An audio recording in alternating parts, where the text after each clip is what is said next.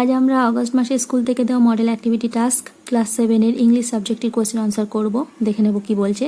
Read the following passage, নিচে প্যাসেজটি পড়তে বলছে and answer the questions given below, এবং নিচে দেওয়া কোশ্চেনগুলির উত্তর করতে বলছে। প্যাসেজটি কি আছে দেখে নিই। We would find a hammer for him, আমরা তার জন্য একটি হাতুড়ি খুঁজে বার করি। And then he would have lost sight of the mark he had made on the wall where the nail was to go in, যেখানে পেরেকটা পোতার কথা ছিল সেই দাগটা যেটা করা হয়েছিল দেওয়ালে সেটা তিনি ততক্ষণে হারিয়ে ফেলেন।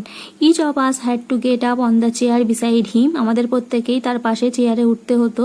And see if we could find it, এবং আমাদেরকে দেখতে হতো যাতে আমরা ওটা খুঁজে পাই কিনা। We would each discover it in a new place, আমরা প্রত্যেকেই সেটি এক একটা নতুন জায়গায় আবিষ্কার করতাম, মানে ওই দাগটাকে। And he would call us all fools, এবং তিনি আমাদের সবাইকে কি বলতো না বোকা বলতেন।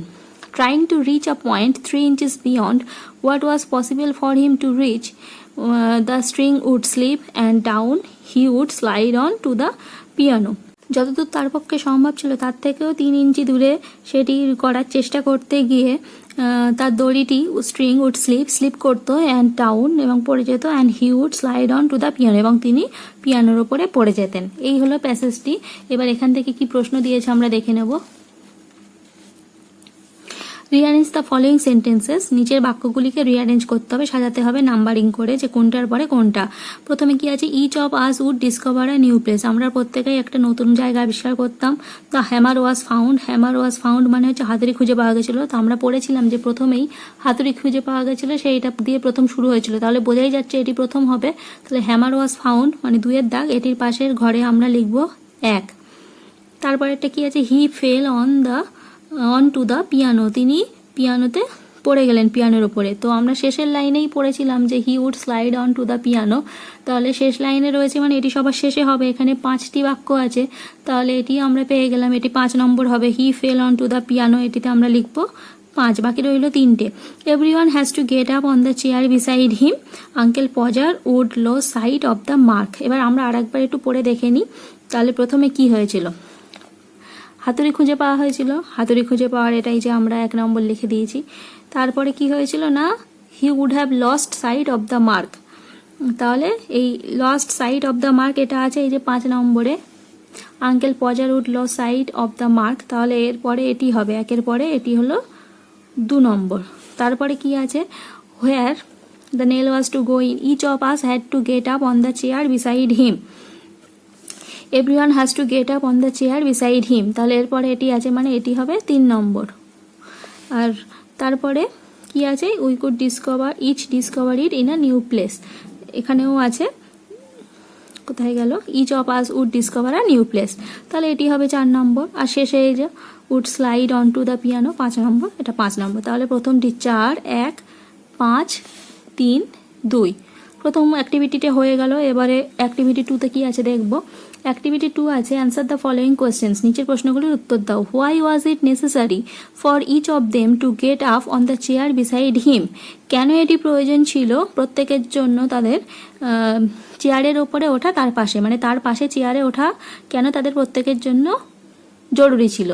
তো আমরা পড়েছিলাম কেন জরুরি ছিল না, সেই মার্কটিকে খোঁজার জন্য যেটা উনি হারিয়ে ফেলতেন দেয়ালে, যেটি করেছিলেন পেরেক পোতার জন্য। তাহলে এটা আমরা কিভাবে উত্তরটা লিখবো আমরা দেখে নিই।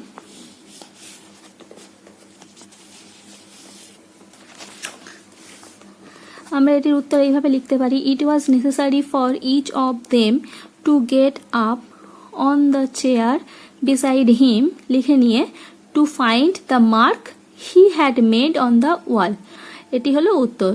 তাহলে পুরোটার মানেটা কি হলো, এটা তাদের জন্য জরুরি ছিল প্রত্যেকেরই ওই তার পাশের চেয়ারে ওটা, কিসের জন্য, মার্কটিকে খোঁজার জন্য, যে মার্কটি উনি ওই দেয়ালে করেছিলেন। মার্ক মানে হচ্ছে দাগটি, বোঝা গেল। পরের প্রশ্নটা দেখে নেব কি বলছে।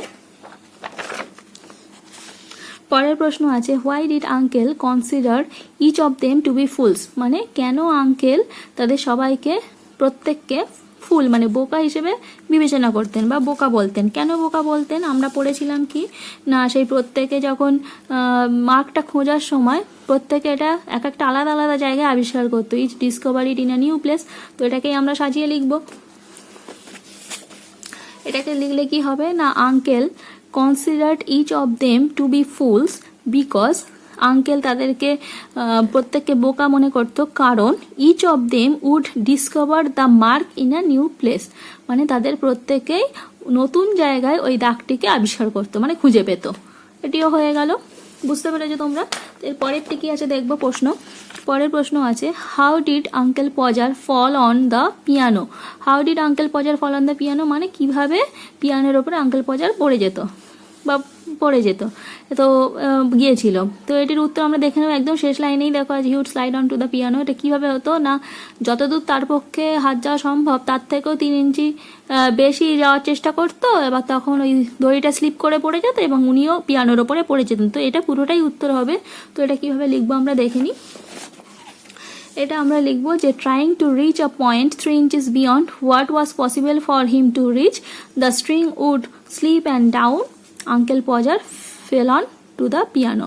ওখানে কোশ্চেনে আছে ফল, আর যেহেতু এটা পাস্টে হবে, ডিড আছে কোশ্চেন, তাই পাস্টের জন্য এটা হয়ে যাবে ফেল। তাহলে এটি হলো 3 নম্বর প্রশ্নের উত্তর। এর সাথে সাথে 2 নম্বর অ্যাক্টিভিটি আমাদের শেষ হয়ে গেল। এরপরে আছে 3 নম্বরে কি আমরা দেখে নেব।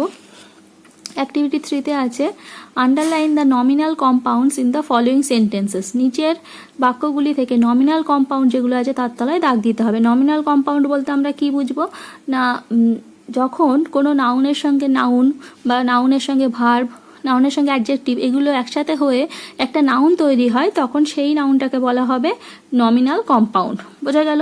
তো এখানে দেখে নিই কি আছে। Since it is raining you should wear the raincoat. এখানে নমিনাল কম্পাউন্ড হচ্ছে রেন কোট, কারণ কি না, রেন তার সঙ্গে কোট যোগ হয়ে একসাথে হলো এটি একটা শব্দ নাউন রেনকোট। রেন আর তার সঙ্গে কোট একসাথে হয়ে হয়েছে রেনকোট শব্দটি নাউনটি, তাই রেনকোট হচ্ছে এখানে নমিনাল কম্পাউন্ড। রেনকোটের তলায় আমরা দাগ দেব। পরেরটি কি আছে, do you know how to use the washing machine. তাহলে তুমি কি জানো how to use washing machine মানে ওয়াশিং মেশিন কীভাবে ব্যবহার করতে হয়। এখানে হচ্ছে nominal compound washing machine. Washing machine আমরা একসাথে বলে থাকি, ওয়াশিং আর মেশিন একসাথে মিলে হয়েছে ওয়াশিং মেশিন। এরপর এটা নেভার ওয়েস্ট ড্রিঙ্কিং ওয়াটার, পানীয় জল কখনো নষ্ট করো না। তাহলে এখানে নমিনাল কম্পাউন্ড হচ্ছে ড্রিঙ্কিং ওয়াটারের তলায় দাগ দিতে হবে। তারপরে এটি কি আছে দেখে নেব। There is not a single oil pump in our area. আমাদের এলাকায় একটা অয়েল পাম্প নেই। তাহলে এখানে নমিনাল কম্পাউন্ড হচ্ছে অয়েল পাম্প। অয়েল আর পাম্প একসাথে মিলে নাউন হয়েছে কি অয়েল পাম্প। এটিও হয়ে গেল আমাদের, আশা করি বুঝতে পারলে জিনিসটি। এরপরে আছে অ্যাক্টিভিটি 4-এ কি আছে না, write the summary of the given passage. নিচে যে প্যাসেজটি দেওয়া হয়েছে তার সামারি লিখতে হবে। সামারি মানে হচ্ছে সারাংশ। কম শব্দ ব্যবহার করে মূল যে ভাবটা এখানে বলেছে প্যাসেজে সেটিকে আমাদেরকে লিখতে হবে, সেটি হচ্ছে সারাংশ। তো দেখে নেব কি বলছে প্যাসেজটি। দ্য কনস্টেবল কেম, কনস্টেবল আসলো। He took me by the hand, আমার হাত ধরলো। অ্যান্ড পুশড মি আউট, এবং আমাকে বার করে দিল। My luggage was also taken out, আমার জিনিসপত্রও বের করে দিল। I refuse to go to the other compartment, আমি অন্য কম্পার্টমেন্টে গেলাম না বা যেতে চাইলাম না। And the train steamed away, এবং ট্রেনটি চলে গেল। I went and sat in the waiting room, আমি ওয়েটিং রুমে গেলাম এবং বসলাম। Keeping my handbag with me, আমার হ্যান্ড ব্যাগটিকে আমার সাথে নিয়ে। লিভিং দ্য আদার লাগেজ হোয়ার ইট ওয়াজ, আমার অন্যান্য জিনিসপত্রগুলো যেখানে ছিল সেখানেই রয়ে গেল। The railway authorities had taken charge of it, রেলওয়ের কর্তৃপক্ষ সেটির দায়িত্ব নিল বা সেটি রেলওয়ে কর্তৃপক্ষের দায়িত্বে রইল। এই হলো প্যাসেজটি। এটা সামারি কিভাবে লেখা যায় আমরা দেখব। তো সামারিটা এইভাবে লিখেছি, দেখো। The constable pushed the narrator out of the train with his luggage. Constable narrator এখানে যে বর্ণনা করছে যিনি, তাকে, সামারি সবসময় 3rd পার্সনে লিখতে হয়, তো তাকে বার করে দিল উইথ হিজ লাগেজ, তার লাগেজ সমেত ট্রেন থেকে বার করে দিল।